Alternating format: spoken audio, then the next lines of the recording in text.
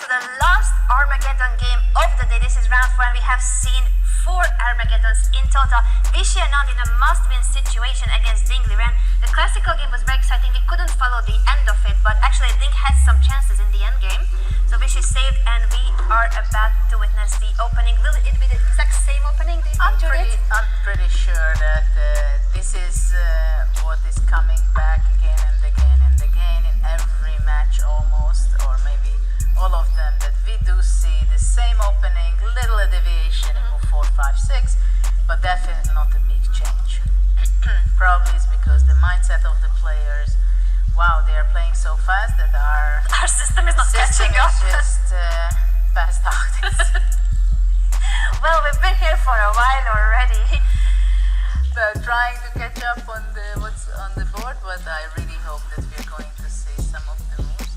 We have about half of it's alright. moves on our board. Maybe we can give a shout out to our IT crew, but I don't think it's our IT team's fault. It's just that the board is not as quick as the players. Yeah, but this way it's going to be hard for me to criticize any of the players.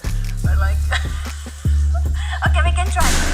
Let's analyze the bird view. Can we zoom in on that camera if we can have the bird view as a main camera? Is that a possibility? That would be great. Well, unfortunately, it's very hard to follow it. I think we will need to switch to that camera. So as soon as we can get that camera as a main screen, that would be lovely. Well, it is very clear that both players are really taking big care of their time because they barely think. Oh, we've got the moves.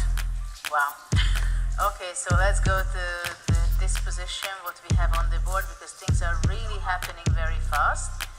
And it seems Anand is playing very fast this whole game as he ran down only 1 minute while the opponent Liren also plays extremely fast.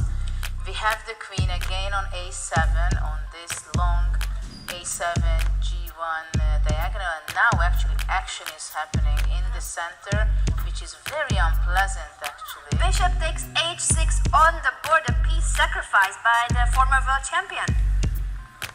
And I see that Vishy is extremely nervous at this situation at the board. He has his sleeves pulled up all the way to the elbow, ready to be blitzing if it's needed last seconds in the game, but so far he is very much in the shape in calculations as he just took on h6. In terms of the Armageddon, he lost his Armageddon match against Magnus Carlsen with the black pieces, and then he had the black pieces again against Maxim Vachier-Lagrave, where he comfortably drew. This is the first time he has to win with the white pieces. Yeah, it's clear that he's ready in mind to be extremely sharp, and he wants to make sure that he takes time from his opponent. Liren is really has his head into his 2 hands, very much focused. He knows exactly that every move can cost him the game.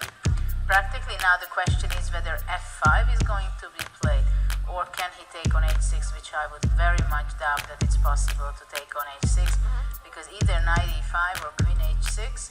But let's see what was the move. Bishop d5.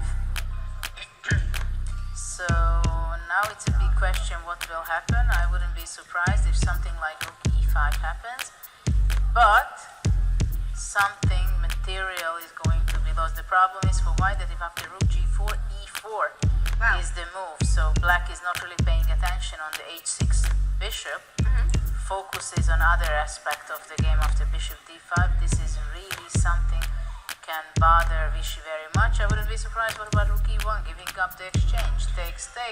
The h6 bishop will be not taken anyway. That would be a full rook up for black, but no, it's actually, scary. yeah, for the moment it's only exchange up. Yeah, if he takes on h6, I mean.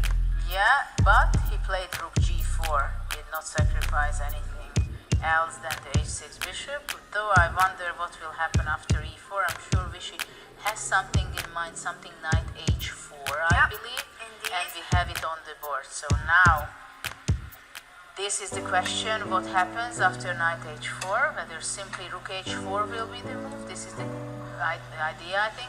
And now we can see that the queen on a7 is really so much out of the Totally misplaced. game.